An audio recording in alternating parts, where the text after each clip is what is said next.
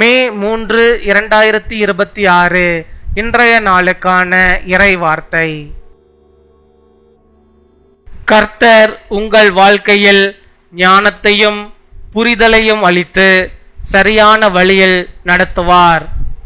May the Lord give you wisdom and understanding and lead you in the right way.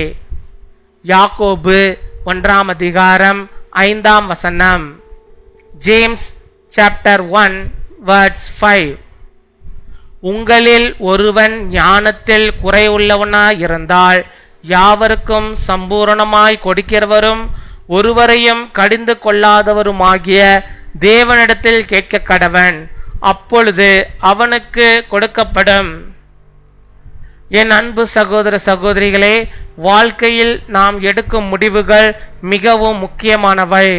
கர்த்தர் உங்களுக்கு தேவையான ஞானத்தையும் புரிதலையும் அளிக்க தயாராக இருக்கிறார். குழப்பமான சூழ்நிலைகளில் கூட அவர் உங்களுக்கு தெளிவை அளிப்பார். அவரிடம் கேளுங்கள்.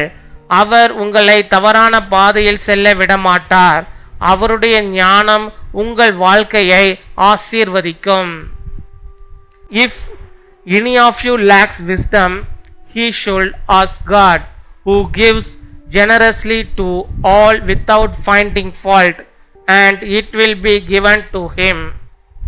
My dear brothers and sisters, the decisions we make in your life are important.